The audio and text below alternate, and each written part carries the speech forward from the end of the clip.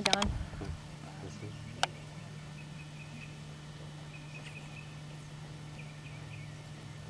Welcome. Glad you all could make it. Hi. About a quarter after 12, we'll kind of get started on this. Thanks to some kind folks this morning, we started already. We got a lot of the soil filled. What we started out with is what you're going to find in your back. And then come back in and double dig it. Put it over to the side like that. And that way you get away from that hard pan. You get down as deep as you can. The hard pan is nothing more than clay. It's a hard clay. Some places in Florida have it, some don't. You've probably heard of the Georgia red clay and that sort of thing. And that's when it gets either hot, real dry, or real soft, or real wet rather. You can't do a thing with it. It's like glue when it's wet, and it's like a rock when it's dry. But if you don't get down as deep as you can, the roots will stop when it gets to that clay. You won't go down in the clay is stronger than the roots of the tomatoes or whatever you're planting. And dig down as deep as you can. And then we were talking about, before some of you walked up, about incorporating improvements into the soil. Number one is compost. I use a combination of compost, peat moss, and I get black cow at the Lowe's or wherever, because most people don't have access to this good quality combination chicken manure and compost. We may even, if you haven't done it later on, talk about how to make a compost bin at home, but which is very easy to do and takes care of a lot of scraps and that type of thing, but it takes some work. And first of all, let me say that if you don't have a space that has sunshine, forget it. You're not going to have a decent garden. No way. With the exception of possibly lettuce and a few things like that. Maybe early fall or late fall crops of lettuce, maybe radishes, that sort of thing. But you can get a good lettuce will grow pretty much in shade. Actually, sometimes it can be more tender if it's grown in shade. But if not, if you're going to plant peppers, tomatoes, squash, that sort of thing, you've got to have a minimum of 6 hours of sun. With less than 6 hours, it gets real spindly, the plants do, and they just don't produce. But I did that, and then I came over here and got some of this good compost. Put it in, put some of this back into it. Got out the grass. The less grass you have, the less you have to pull later on. Can you compost the grass? Yeah. I compost grass clippings all the time. The roots and everything you can compost that? But I don't compost the roots. You don't compost the No. roots? Okay. It takes too long for the roots to rot. It's amazing how resilient Bermuda grass roots are. They'll come back, it seems like forever. Just throw that out. And then I put in another layer.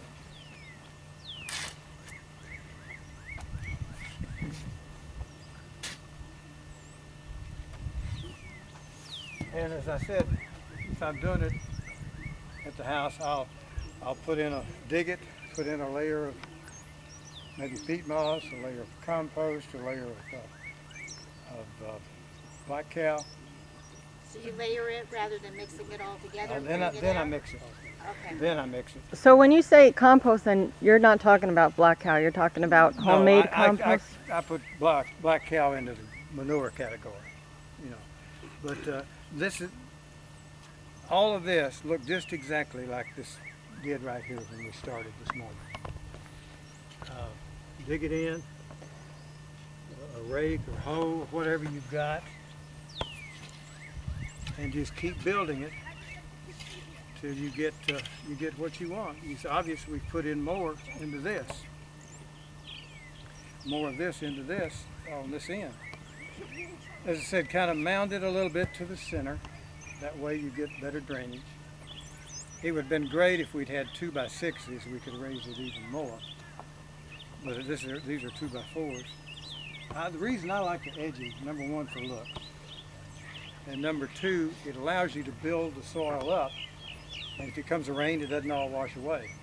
It holds it. You remember when we planted some of the stuff back last fall, we had a real big rain and how it washed. Everything away. This keeps that from happening. And that's important as time goes by. How many of you have done a backyard garden before? Anybody? Long time ago. Long time. All right. So you've had, how successful was it? Pretty successful. Good. Tomatoes. Good, yeah. Successful. Tomatoes the most grown crop, most popular garden vegetable in anywhere in the country, everywhere in the country. Unfortunately, it's not the easiest plant to grow in Florida. You saw what happened when we planted them in the fall. We're going to plant a few here today. It's probably going to get too hot for them to do it's just a little bit too late. We're right on the border of Zone 9 and Zone 10, the planting guides. So Zone 10, if you go by that, which is South Florida, tropical zone, it gets too cold there. If you go by Zone 9, sometimes it stays too warm and it gets too hot quickly, for stuff to do what it's supposed to do. I lived in North Florida for a number of years. And, it's a whole different ballgame as far as gardening. But once we get this built like we want it, and as I said, if you're not into organic gardening, then I would use commercial fertilized. If you are into organic gardening and can find an organic fertilizer, so it's fairly expensive, but it will help improve the nutrients in the soil. And Name some choices of organic fertilizer. Organic fertilizer. Oh, I wish you hadn't asked me that. You mean like this, like the chicken? Well, I'm thinking about commercial organic. They make commercial. Who? You mean like Miracle. like kelp and seaweed and fish emulsion? That's organic, but it's not the kind of fertilizer I'm thinking about. I'm thinking about, you go to Lowe's or Home Depot or a gardening center, you see rows of fertilizer. Most of that is chemical. It's nothing more than chemicals. But there are some organic. I think you're right. I think Miracle Grow does make water. That's an organic substance. There's no chemicals in it. Different than blood meal or bone meal? Yeah. It may have some of that incorporated in it, but it's not. It's still a fertilizer that has nitrogen, potash, and phosphate, and those are the three major compounds of chemical fertilizer. We get nitrogen from the compost, from bone meal, blood meal. You get some calcium, but that's not one of the major elements. Phosphate, potassium, and nitrogen are the three major elements that goes into growing a good crop. If you've got too much nitrogen, plants that should have, like tomatoes, that should have fruit set on them, will go to all huge, beautiful vines, no tomatoes. If you have too little potash in the soil, it'll get real yellowish and not do well. So Brian and Valerie generally soil test every year, and I'd recommend you soil test it. Take it down to the agricultural extension office down on 20th place, I guess it is, and have them test the soil and tell you what nutrients you need to add to that soil. That's a much better way than guessing. You can get too much nitrogen, you can get too little. You've got to have a source of water in Florida. If you don't have a way of watering, forget it. Hose. But what I did today, But without chlorine, right? preferably without, if you get too much chlorine from your regular faucet water, you'll build up a salt content in the soil. Fortunately, I've got a source of pond water that I use, and a lot of them do, I would imagine. I don't know. But Or you can make rain barrels. yeah, We can do a rain barrel class soon. rain barrels are, always a good source of water for anything. But if it's not raining and you need the water, you may be in trouble if you don't. But I have a rain barrel. It's been full all year, and it hasn't even rained. Stays full. It's amazing how much water you can accumulate with a Yeah, rain very barrel. little rain. Next week, there's a one-day workshop down at the University of Florida, and it's being held in Fort Pierce. It's a rain barrels and a lot of other stuff. It's called edible landscaping. Yeah, that's Fantastic. Saturday the 14th from 9 to 11:30. They'll have stations and some speakers on even worm composting, edible landscape, rain barrels. That's great. But we'll repeat that here as well. We'll do one here too. Email it out too. Yep, I can do that. When we're planting a backyard garden, you plant what you like. There's no secret or no set pattern of what you should plant in the backyard garden. If you don't like tomatoes, don't plant tomatoes. If you don't like eggplant, don't plant eggplant. But I always, when I'm putting in a backyard garden, even though it's a fairly small space, I still lay it out in a pattern. I'll start out. I had a tape measure around here. Okay, so we get this ready. We use our peat moss, then our black cow and stuff like that, and Right. it looks gorgeous. Right? Is it ready to plant, or do you have to wait a while to then add your nutrients, or after you get your soil test or stuff like that? I'm ready to plant whenever I get it finished. Okay. Some people say let it set for a week or two to settle and to. You can tend to get in a loosely tilled soil, and I didn't see here any today. If you're digging in your yard and you see cutworms, I don't know whether you're familiar with cutworms or not. Anybody that's got St. Augustine has grub worms. Grub worms are a little bigger and a little fatter than the cutworms, and tend to be a little whiter. The cutworms tend to be more of a grayish color, and they will destroy a garden once it's planted. You take a tomato plant, put it in. One in there. Yeah, we You found one. But it was. Well, hopefully you killed it. It was white and pretty. Yeah, we didn't leave them in there. Yeah, because grub worms destroy St. Augustine, but they're okay otherwise. But those cutworms will just cut a plant off right at the ground. Now, to avoid that, if you've got a little small garden like this, take a little piece of cardboard about 4 inches in diameter, cut a little hole in the center of it, and make a collar for that plant. Oh, okay. And you bury it the 4 inches? You can put it right at the soil level, because cutworms work above ground. They work right at the they won't cut underneath the soil. It's right at soil level. And I've done that particularly in the early, when you put out cabbage and broccoli and stuff like. Oh, they love that. And you come in one morning and half your plants are laying on the ground because they've made a mess of them. But I generally come in and said, this is 4 by 16. Since I'm working in the backyard, I like to try to make it fairly attractive because vegetables tend to, over a period of time, as they mature, they get pretty raggedy looking. So I'll come in and I'll start out with a very small row of generally of flower seed, just to make it look better. About 6 inches in from the edge. And zinnias, marigolds, whatever you like that germinates quickly and easily and so forth. Marigolds are great for keeping down bugs on a lot of different plants, and Susan can probably address that issue better than I. But, I just have one question about the peat moss, since we didn't have it today. Is there any substitute for that? There's nothing here? there's nothing here that we could use. Like, what is peat moss made out of? Peat moss, it's It's peat. It's peat that comes out of the bogs, and it's Peat is a plant? no, peat is a Decomposed yeah, it's a matter. deep yeah, it's compacted vegetable matter that decomposes into the.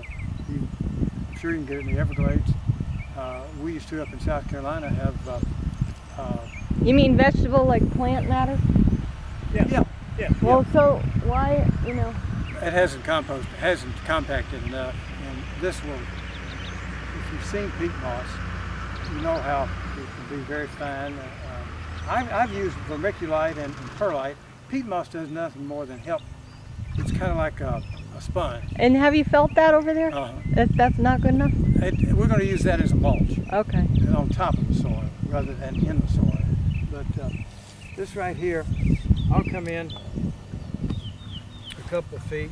First of all, let me say, before I go any further, no matter what size garden you've got, before you ever plant a thing, make a plan on paper. It doesn't matter if it's 4 feet square or 50 feet square. Make a plan. If not, you'll end up with stuff that shades other stuff. You'll end up with too much of one, and then you run out of space, and you just got to have a plan. It's like anything else, you need a plan.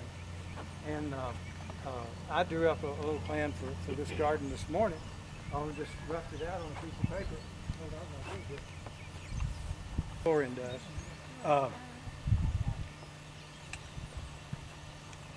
Then, I'd come in here about 2 feet, about 6 inches in. I'll plant a row of I'm going to do, I think, some marigolds there. About 2 feet over, come in here, and about a foot in. And it doesn't have to be exact, but I'll dig down. You can use whatever you want. Some people will take an extra handful of compost and put in the bottom of the hole. Most of us are going to buy our tomato plants rather than growing them from seed. It's great. You can get a lot better variety, particularly heirloom tomatoes. But most of us not only don't have the patience, but the facilities to grow seed well. If you're going to grow any plant like that from seed, start them 6 to 8 weeks before you're ready to plant it. It takes about that long for it to get up tall enough and sturdy, strong enough. Any plant that you plant from your own seedling should have at least 2 sets of true leaves. The first leaf that comes out on the plant is not a true leaf. If you'll look at pepper plants, the leaves on the first 2 leaves that come out on the pepper plants are totally different from the second set of leaves and the third set. I like to have the second set at least of true leaves before I ever put anything into the ground in the way of a plant. On a tomato plant, you want to plant it as deep as you can plant it. So I just got to ask you, so that's a mistake we made over here then, because all we had on the broccoli and the... Right. Here's a good example. This is not a true leaf. That's what it looked like with the tomato when it first came up. This is the true leaf. See the difference? Can you see the difference? So you don't have to pick them up.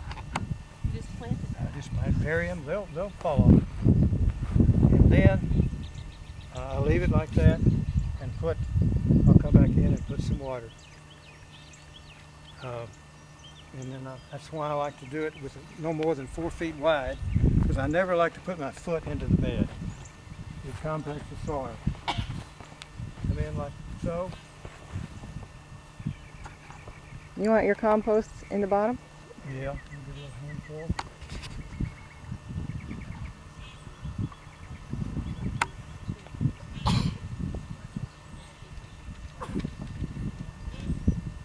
The deeper you plant a tomato, the better off it is, because it tends to develop roots along that stalk. If you can get that tomato, if you could bury it up to there, you'd be okay. But this tomato's a little small. And then I'm going to put water in that hole before I ever do anything else. That way. But I'm going to come along here with my Marigolds. marigolds right here.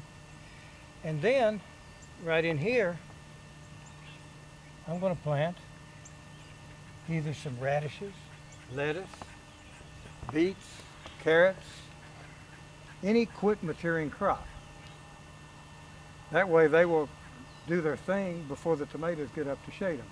And you've doubled your amount of space.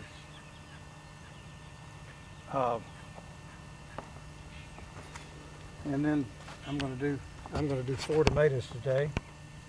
Again, about 2 feet square. And about 1 foot in.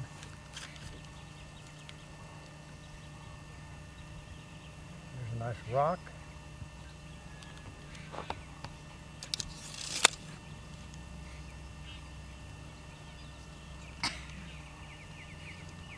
There's a bunch of rock right in this area. I noticed when I was discing. I don't know if it's an old drain field in here or what this here. I noticed a bunch when we were digging this morning. Same thing on the other side. As Molly was saying earlier, where pepper plants aren't quite ready yet. And I don't know whether these tomatoes, how they will do, because it's too late really to plant tomatoes. But we'll see. We'll see. Now I'm going to water those in. So when would have been the last time to plant tomatoes? Well, when were those over there planted? They were planted last, November? yeah, something like that. You remember, Brian? I have it written down. Oh, well, we started them as seedlings over here. But you mean when we moved them over Well, there? when you started the seedling. We started them, yeah, That was like tail end of September or Yeah. October or something. yeah. Pretty far back. The ideal garden time in Florida is the best time is in the fall. September and October is probably the best time to plant a garden. But if you're going to start seeds, probably start them in August. If you're going to start cabbage, broccoli, tomatoes, peppers, eggplants, and those are better, in my opinion, not to direct seed into the ground. They're better to grow from seeds and that you can give better attention to. Squash, direct seed into the ground. Cucumber, direct seed into the ground. Most of the lettuces, beets, all the root crops, direct seed into the ground. Then I'm going to come along here and I'm going to put a row of, as I said, something right between here. It can be radishes, lettuce. I generally will probably use the quickest maturing plant in the garden is a radish. You plant a row of radishes in here, they will be gone before the tomatoes ever get big enough to shade, do any shading at all.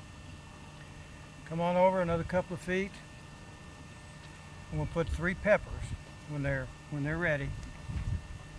I'm going to put 3 peppers right in there and plant them. You don't just like you would a tomato, maybe not as deep, but and then we'll go 2 feet more and put in 2 eggplant. As I said, now you plant whatever you like. You can't plant things right now like cabbage or broccoli because it's just too late, pretty much too late in the season. But again, between every one of those, I'll plant a carrot, beet, something that's small. You know, when it doesn't grow Onions. big size. Onions, perfect. I've got some onions, yes. We're going right.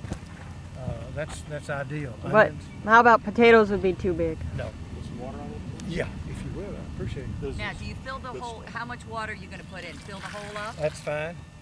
Just like Brian's doing. Let it settle. See how that's settling into the ground. Let it settle.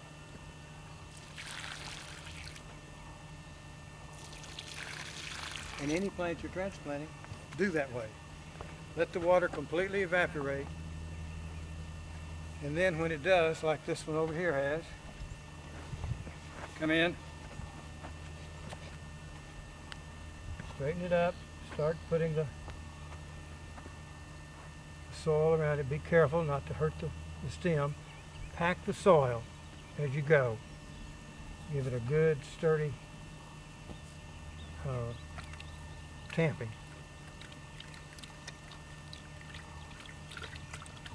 If you're planning on a real hot day, like in late September or sometimes in October, plan on late in the afternoon. But never water except in the morning on any garden, if you can avoid it. Unless you're doing like this, to where the water doesn't actually get on the plant itself. But if you're using a hose or a sprinkling can or whatnot, always water in the morning. That allows the plants to dry out so that the funguses and mildews and all this stuff are less likely to develop on the plant During the night. during the night, right? Can I ask a question about our seed trays? Uh-huh. You know, we've got the peppers and the eggplants. Mhm. We've got them out in the sun. They're warming up. We're getting sprouts. Mhm. We water in the morning, but we're finding that probably by 4 or 5 o'clock, they're dry. They're getting dried out. Keep them moist. So on that on is the baby okay. plants, keep them moist. Okay, so that is Yeah, okay to. right, Okay. Yeah, keep them moist. Otherwise, they will try to keep it even as you can in, Yeah. in moisture. Yeah. Because if they get too dry, it stresses them. Right. If they're too wet, they won't make it. But then what I'm going to do when we get finished here is I've got, I'm going to go down to either I'm going to do it along the edge or at the end down there when I get finished. I'm going to do some herbs. I've got some basil plants here that I'm going to put in. You can plant right along the edge, like about 6 inches in. I wouldn't for tomatoes because tomatoes tend to be fairly big, but with pepper you can, or with eggplant, because eggplant tends to go up rather than out too much. Put in, as I said, basil. Start. You can direct seed that. I've got a couple of basil plants that I brought from the house that I had already, but a good many of the herbs you can direct seed. Cilantro, I've had parsley, basil, which is one of my favorites because I love pesto. But then we had, what the hell on the list here? How about lettuce? Oh, so lettuce wouldn't go because of the time of year. Lettuce is going to go, we're going to still try some Oh. right between the rows here. When's the last time to plant lettuce? It's about there. It's March. about there. Don't you think, Brian? A little late, really. And Robert, you had said that there is a difference between this, which is our spring garden, Uh-huh. and what you would plant in the fall Because garden. I would plant broccoli, cabbage, heavier on the root crops, the beets, the carrots, because they tend to like the cooler weather. I would probably plant a full row or two of beets and carrots, rather than just kind of a midget, enough to put in a salad occasionally. But this garden's too small for potatoes or corn. I think it is. I think it is. And I'm going to plant some cucumber here and make a trellis for it to grow on the trellis. But in a space this size, unless you allow the cucumbers to grow straight up, they tend to take over. They spread. We're going to plant some squash right in here. And they tend to, you need to get a bush variety of squash. There's a lot of that, but if you're going to use a yellow squash, make sure it's a bushing variety. They still get pretty good size. But I was going to plant 2 yellow, 1 zucchini, and 1 of the white, I used to call them pitty pat. I don't remember now what they're called. But they're a white, round, summer squash. Patty pan. That's it, patty pan. What other questions do you all have? As I said, I'm going to come around. How about beans? Beans. Beans, to get a good amount, a good way to plant it if you've got a garden like this is to plant a row of beans along the edge. instead of the flowers or instead of some of the herbs or something, but get it along the outer edge. You can get a full row of them, but just to plant a little row of beans, you're not going to really get enough off of it to Talk about the tier level, or facing east-west like you were talking about. It's best to have a garden running north and south, the rows running north and south, if you can, because that way the light gets in on a regular basis. If they're running east and west, you tend to, or let me back up on that. If they're running east and west, you're okay. If you're running east on the rows. If you're running north and south, try to plant the largest, tallest crop on the west side. That way you get the benefit of the sun, all of it in the morning, but you get a little shade on the other smaller plants in the afternoon, and whereas if you reversed it, you wouldn't get that good morning sun on the small plants if you planted it on the So over here, we want to put our corn on the west side. right. Okay. What difference does it make whether it's morning or afternoon sun? In Florida, it makes a big difference in terms of heat. You know, the heat in the morning sun is not near as destructive as the afternoon sun. And if it's, because it doesn't make as much difference in the fall, what you do. But where we're planting now, by the time this matures, it's going to be hot. And that late afternoon sun can just bake stuff. I've seen it, tomatoes, you know, probably everybody's had tomatoes that the sun just cooked them literally on the vine. And we're going to stake these tomatoes. There's 2 or 3 ways, and I don't know, how did you do your tomatoes? Did you stake them? I did, yes. In a larger garden spot, I would make a little fence to put around it and just kind of let them grow up about like that. This one will keep trimmed. Every time you see a little bitty shoot coming between those leaves, it needs to be pinched off. That way you get one strong stalk of tomato. You know, that's the only thing that you need. Peppers do their own, and so the eggplant. Eggplant sometimes needs staking because when the eggplant starts forming, it can be heavier than the plant and pull it over, but it'll be a shorter stake. Did you plant the eggplant in the fall as well as now? I mean, you can plant it both times? I've never planted it in late fall. Have you, Brian? I thought we were planting it, It tends to be there are crops that just don't do well in cool weather.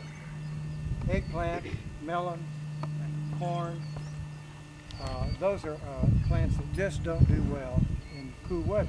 Robert, explain what you were saying. It was something I'd never really heard it put quite that well. What you were saying that, you know, Vero Beach where the tropics begin, but we're not quite tropical, but we're not north. It's kind of like too hot in the winter for cool weather things some days, but then you get some freezes too, so you can't. You know, we're right. They actually, all of the quote experts say that Zone 10 starts at Highway 70 and south. That's down at Fort Pierce. And the central zone starts at that point and goes north to the other side of Orlando till you get into North Florida zone. Some of the old gardening books used to say, you know, Florida was one zone. Well, that's ridiculous. We all know that there are a lot of different zones in Florida.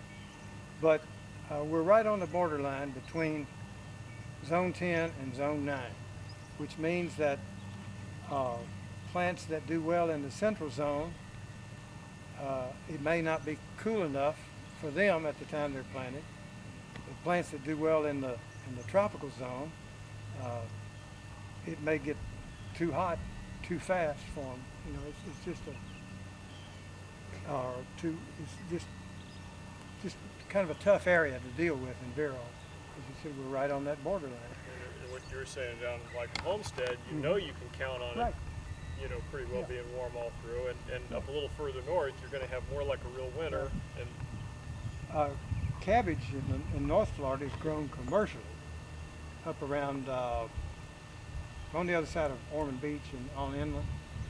They grow a lot of cabbage and they, you know, they grow those all winter long because it's cold enough up there. But because cabbage needs cool weather, it doesn't do well in the hot weather at all.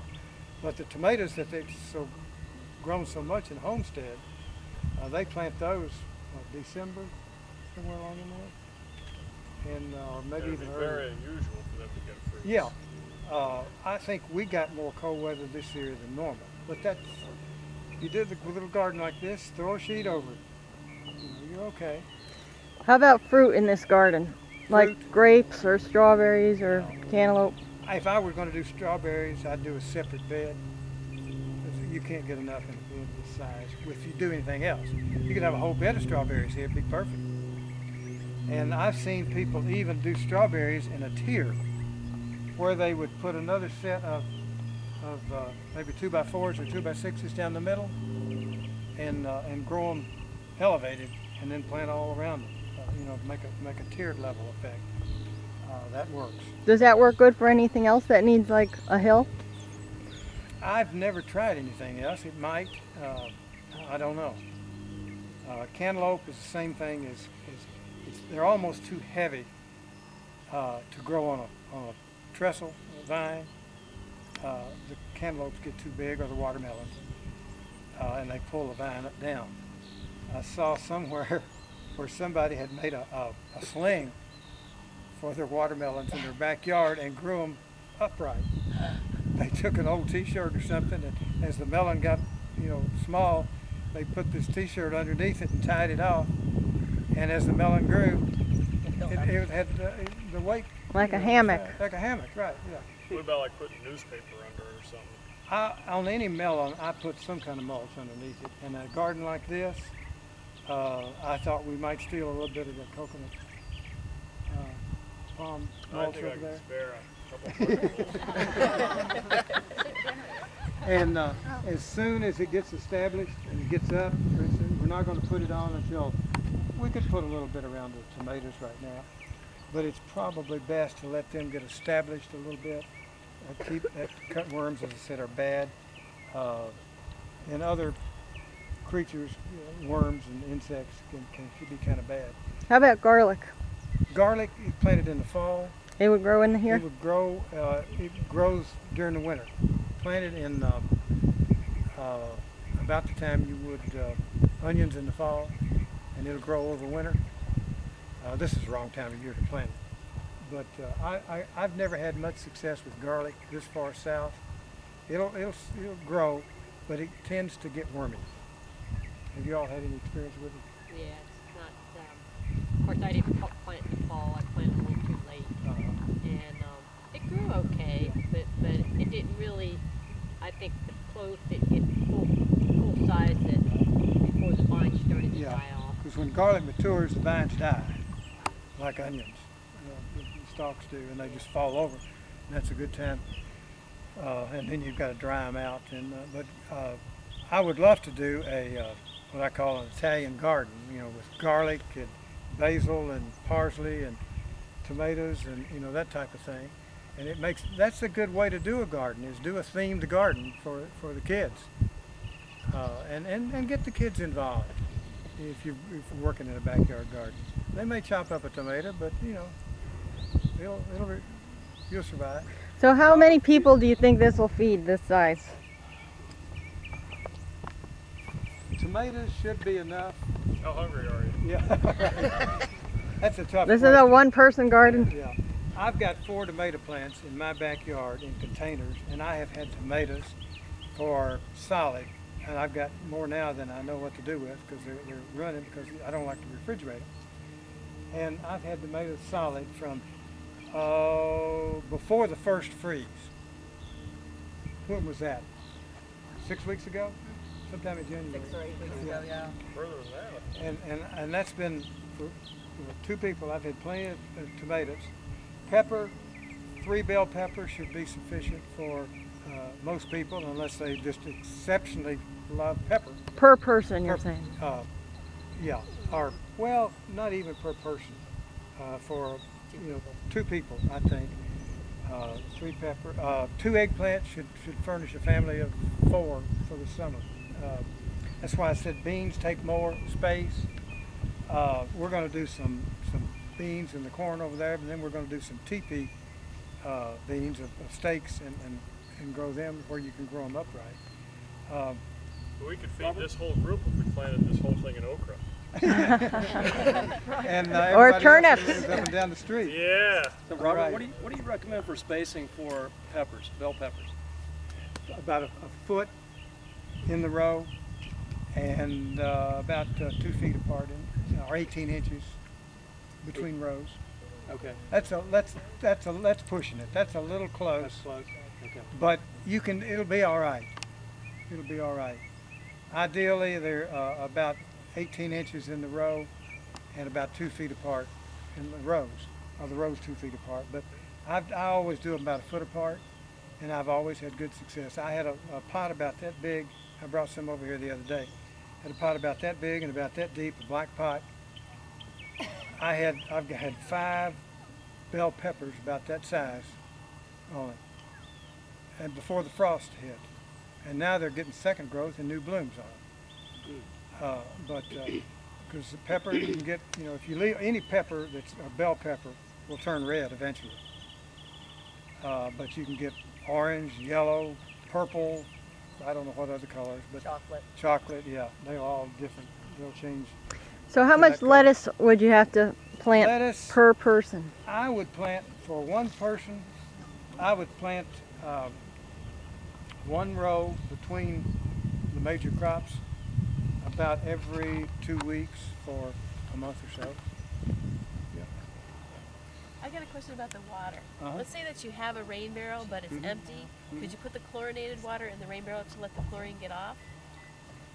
That would help, but I wouldn't recommend it. But still. I wouldn't recommend it, no. I brought out, we were talking about herbs, I brought out a piece of mint. You put a piece of mint like this in the ground, and I love mint and iced tea and all sorts of vegetables and meats. But this I pulled up out of the backyard. You put a piece of mint like this in the ground, within a year or two, this whole bed will be covered in mint. Because it runs from these runners. If you want any mint, take a black pot, a gallon black pot or 2 gallon, 3 gallon black pot, cut out the bottom of it, put it in the ground and put this in it, and that'll contain the roots from getting out of hand. What other plants would you say that could be a problem with, that should be separated? I think potatoes should be separated. I just never liked potatoes. Potatoes can be toxic to tomatoes. They can be toxic to some other vegetables. Any nightshade crop, eggplant, things like that. So what would you plant a potato in then? A circle or a rectangle? Either way, doesn't matter. It really doesn't matter. I have seen people have a lot of potatoes by taking an old bale of straw, letting it sit for a year, planting potatoes in it, and it's just amazing how many potatoes you can get out of just With one no gill- soil? With no soil. Well, that straw rots. It's amazing. How many would you plant in one bale? Probably three, 4. And you're saying they grow right through the thing? They need that porous soil. That's why you hill up potatoes. When you plant them deep, and then you mound up around them. Because those roots form under the soil. And if they don't have a lot of way to grow down into the ground, you're not going to get many potatoes that way. Do you have a suggestion for organic pesticide, like insecticidal soap? You want to answer that one, Sue? Or Valerie? Val. One that approved is Impede. That's one that I've used before. There's one if you're not too worried about certified organic, and it is, organic soap, is Dr. Bronner's peppermint soap. But Impede is, I know, on the Omri list. Safer soap, I believe, is also, some people know Impede as Safer, which I think it's the same company, it got bought out. That's the one that I'm aware. And season for potatoes, are we, because I think we dug up the potatoes here, so it's, They planted one more time, right, Sherry? We have the last planting in. Oh, do you? Okay. Has it started coming up yet? I haven't looked. Okay. Yeah, it's getting pretty low. and is that regular, so that's the purple and the Yukon gold, Potatoes, would you say not we got sweet potatoes, an right? adequate amount of potatoes per plant, or would you say we were a little low on the yield? I only dug some on the other side, and I thought it was pretty adequate. Okay. I thought it curious, was. yeah. Again, you've got to remember that as good as, and this soil is good in as it relates to Florida. Yeah. But not It's about as good compared as to it's going to get in Florida. Right. Potatoes typically grow in very deep topsoil, Right. and you'll get a bigger yield. But I think for here, it's a good yield. Okay. Yeah, I do. Can you name some of the vegetables that have been tried and true for you, such as like maybe the tomatoes? Like what variety seems to be good for you, and maybe with the peppers, like a certain variety, things that we don't have to go down that road and make the mistake, and we can just learn. If at all possible, and I love the heirloom tomatoes because they have a better taste than anything else. But you need a tomato that is wilt resistant, disease resistant. And if you'll get, you'll look if you're buying them out of the store in the plants, you'll find VFN, disease resistant. It's there's a fusarium wilt. There's a V. What's the V? It's another type of wilt, which is very, and then the N is nematodes. You won't stop a nematode, but it's more resistant to it than some other varieties. Heirloom tomatoes are old seeds. They tend to be more disease susceptible, but it's a trade-off. Have Another you question about tried it that- flooding your soil to kill the nematodes prior to planting? This, if you've got the space in the summertime, take a piece of plastic, cover it, soil good, and just let it bake. And that will cut down on nematodes. Yeah. And you don't want to plant tomatoes in the same. Right. Don't put them in, right. Tomatoes and potatoes. If next year, if this is all you got, put them at this end. Okay. Yeah. You put the plastic down for how long? I'd put it down in when it starts getting real hot, when the vegetables start, or you dig up your garden, and leave it down until it get ready to plant. As long as it's hot, it's helping cook out those nematodes. Are there any other vegetables you wouldn't plant in the same place besides potatoes and tomatoes? It's better to rotate any vegetable. I don't care what it is. Pepper, cabbage, it's better not to plant it in the same place every year. That's another reason for making a plan. If you're going to have a vegetable garden this fall, start making a plan now. Put it on paper, draw it out,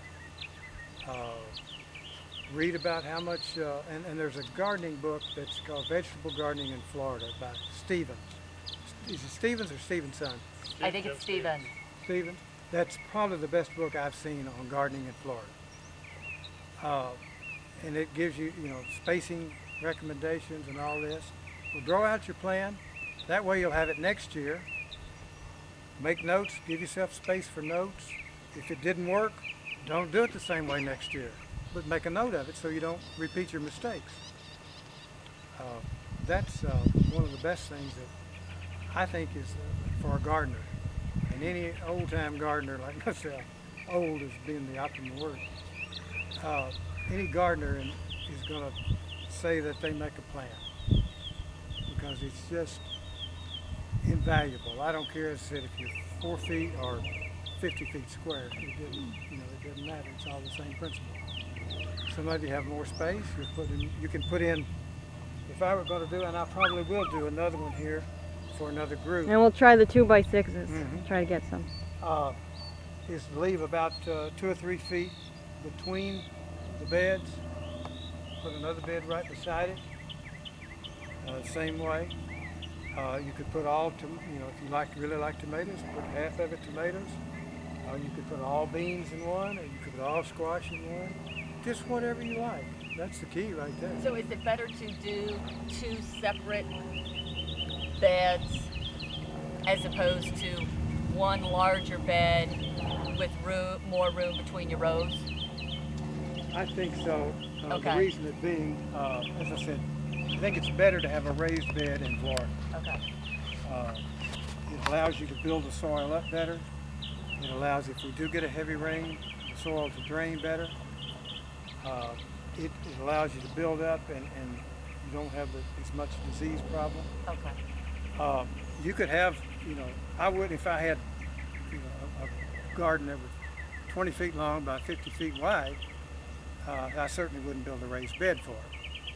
But I would plant on hills, squash and cucumber and melons and things like that. And even tomatoes, I used to make hills for tomatoes. And by hill, all I do is just take I use a hoe, but just mound it up like that, level it off, back it down just a little bit. I'm doing squash out in the field there. Go in there, make three spaces just like that. Okay. And I always put two squash seeds to a hill, or per to a hole. hole. 6, then come in. When they come up, they're doing good. Get rid of all but 2 or 3 of them. You can thin them now. Okay, so let's say you're lucky, you get all 6 to come up. You could then move to thin them. You can't move. Cut them off. Just cut them off. Well, I did the transplant. Okay. That you could damage the plant that you're leaving in the process. Oh, okay. So Same way with in my opinion, any plant just about that you're transplanting, or you're sowing, like beets. Paul was out here yesterday thinning beets. You just discard them. They're not going to grow anymore. And but if they are close to another plant, you can damage the other plant. Okay. Just pinch it off. yeah. Okay. Lettuce, we've had pretty good luck moving lettuce around. If we keep it real wet, and it's wet where it's going. Right, that's the key right there, is to keep it moist. The Florida Agriculture Department Extension Service has a pretty good brochure on gardening in Florida, and it makes a list. Which we have a copy in the vegetable logbook in the back. Okay, and it gives you what plants are easily transplantable and what aren't. It gives you a 1, 2, 3 rating. Tomatoes are easy. Tomatoes are easy. And eggplants and peppers. Eggplant and pepper. Yeah. Cabbage. Family, no. Cabbage, broccoli tend to be good if they get up a little bit. Collards, that type of thing. What other questions? How deep do you plant seeds? Generally, I plant a seed 3 to 4 times its size in depth. For example, let's see here. About 1/4 inch on the small seeds. This is a beet seed right here. I tend to plant a beet seed. I'll just come in with my finger, or I've got a hole at the house that I've got marked on tape, duct tape on it, as to 1 foot or 2 feet or 3 feet or whatever it is on the handle. But generally, I'll just make like so, and I'll put in the beets. Always, in my opinion, in a garden, and I'm not going to plant them because I have beets where I don't want them. But it's always best to overseed rather than underseed. You can always thin them out unless you get carried away. You can plant, half a dozen seeds together, and they'll all come up little bitty spindling things, and not worth. But then when they come up, I'd come in there and take up about every other one. But about 1/4 inch, Don, in answer to your question, on most. Doesn't it depend on the temperature outside? Temperature outside on the bigger seeds, beans, squash, corn, large seeds. If you get it too deep, it'll rot. And if the soil is too cool, if if you plant them too shallow, they tend to dry out very easily and not sprout properly. On the corn, squash, beans, I generally plant about an inch deep. The hotter it is, the deeper I plant them. If I'm planting in late April, for example, which is not good, but if I'm planting in late April, I'll plant them an inch and a half. But normally about an inch deep. Now, once you get your seeds in, do you do anything? You don't have to put more compost. When you direct seed like that, you just cover it up. Do you water? Yes. Keep the seeds the small seeds like lettuce. Try to keep them as moist as possible if you're not getting any rain. What I'll do a lot of times is to take a piece of 2x4. I think we used that what we had. Yeah. That's fair. When I plant a row of lettuce, for example, which has very small seeds and plant them very shallow, they dry out very quickly. When I give the bed a good watering, I'll put like that down for about 4 or 5 days. If you leave it down too long, you'll kill the plants as they sprout. But it keeps moisture. Then take that off, and you're okay. And you can also, like where you run through and seed your lettuce, maybe take and turn that on edge and compact it, compress it. Just Always a little bit. when you're lettuce, I just rake in. I don't cover. I just rake it in because it's such small seeds.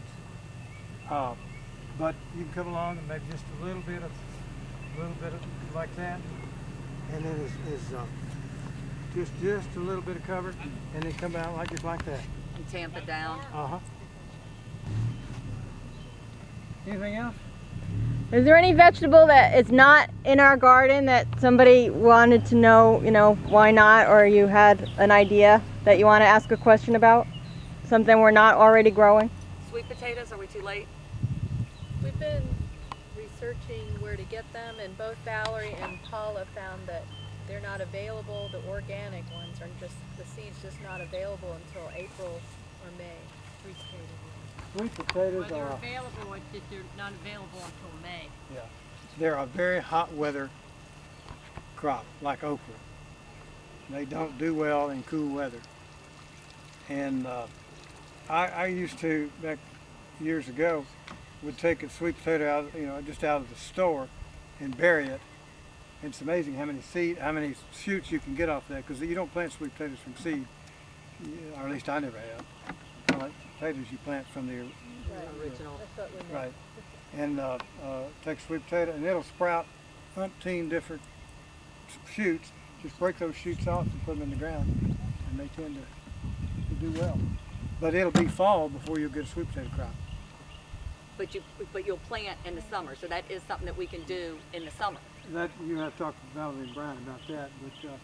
But I'd like to see some, because sweet potatoes are such a nutritious crop.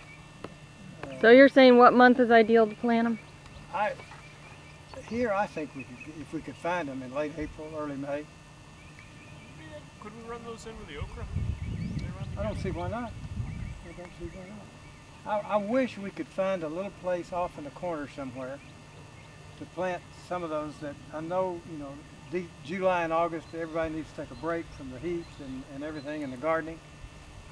But if we could find a little space for okra will produce all summer, and It has to be picked. has to be picked about every other day. Of course, that applies to beans, that applies to corn. When it's at the right peak season, that's when it is its best. For okra, sweet potatoes, and a few pumpkins.